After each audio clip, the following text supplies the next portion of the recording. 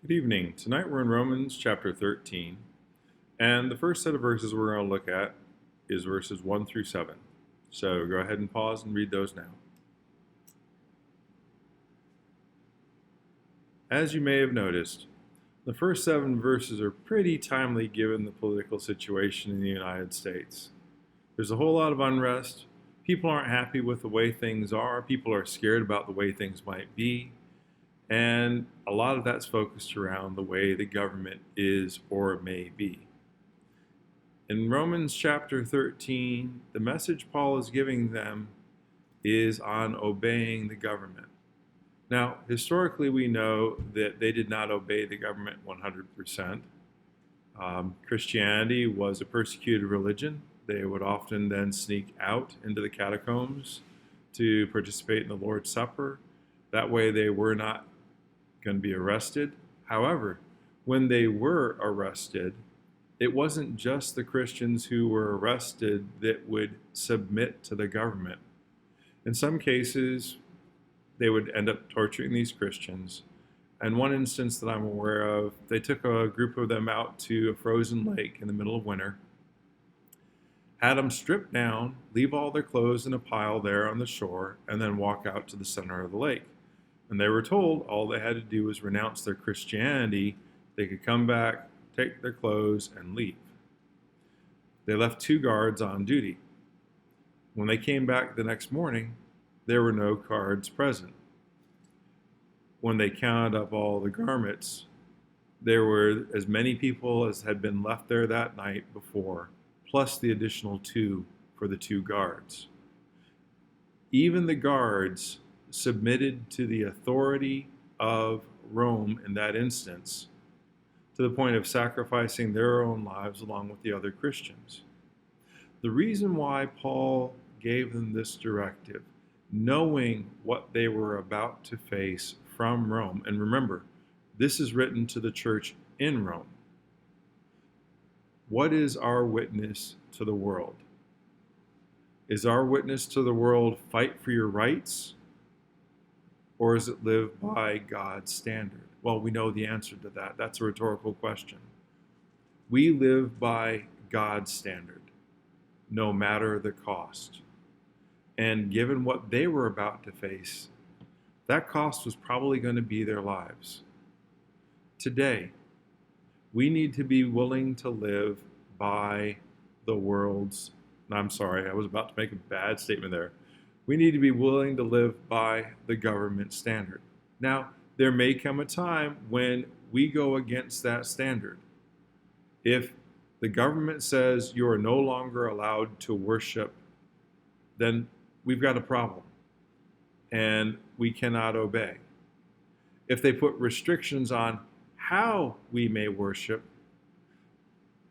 that gets down to an issue of conscience. If you feel that they are restricting you to the point you cannot functionally worship God without violating the law, you have an obligation to follow God.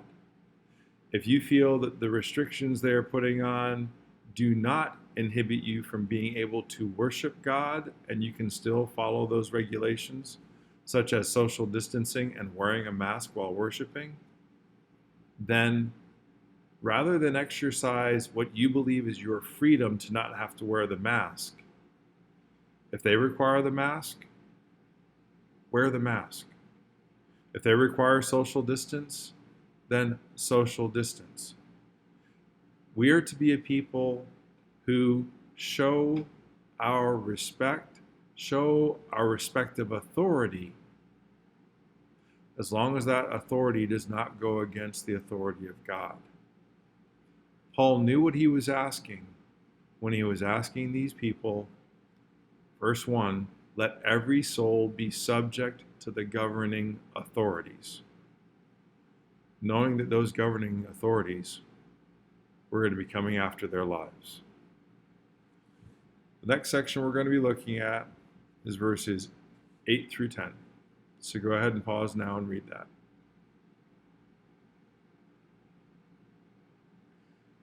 Okay, he's moved from a government stance to a social stance relative to other people. owing no one anything except to love one another isn't a law issue. That's an issue on how we're treating both our fellow Christians and others in the world. Showing love, seeking what is best for others, is following the example of Christ. Verse 10, love does no harm to a neighbor.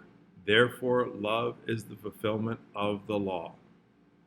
Two greatest principles from the Old Testament were love the Lord thy God and love thy neighbor as thyself. Upon these rest the whole of the law and the prophets. Paul's closing out the letter to Rome, the church in Rome, and right behind respecting authority that is established by God with God's purpose in mind, we have love the Lord thy God, love thy neighbor as thyself, the principle of love, the fulfillment of what God desired. Now we have verses 11 through to the end. So go ahead and pause. Okay. Verse 11 starts out interestingly. And do this knowing the time, that now it is high time to awake out of sleep. For now our salvation is nearer than when we first believed. Paul knows the persecution that's coming. And here's the perspective to be thinking about. When persecution is coming, when trial and judgment on this earth, not talking about God's final judgment, but the kind of persecution that they're going to be facing is right around the corner. Is that the time to pull back on your Christian beliefs, or is that the time to boldly step forward in belief, in faith, in God? It's the time to wake up out of sleep and move forward. Again, verse 12, the night is far spent and the day is at hand. Things are about to change. How change? As drastically as the difference between night and day. They might be experiencing persecution at a mild level at the time that Paul's writing, but within less than one generation, Rome will be burning. And when I say Rome will be burning, I mean Christians will be burning in Rome. The persecution will be nasty, and if they don't galvanize themselves in their faith to God now, it's going to be harder and harder and harder to maintain that faith, knowing what he talked about in verses 1 through 7. And the truth is, if we are not galvanizing ourselves in our faith to God now, more than likely, things are going to get worse, not better, relative to how the government is treating Christianity. And if that is the case, now is the time to strengthen ourselves in our conviction of God's word. Now is the time to be showing love even more, because it is the fulfillment. When it's easier is the time to gain ground. Now is the time to work harder to show the love God has shown us to those around us. Now is the time to be doing what we can to strengthen our conviction. And not by contrast, the second half of 12, therefore let us cast off the works of darkness and let us put on the armor of light. Night to day, casting off that which is sinful, arming ourselves with God's might and power. We're called to be a people who are Christ-like. We are called to be more and more like him daily. And in the case of Romans 13, he's saying do it now, because things are only going to get tougher I would say right now, do it now.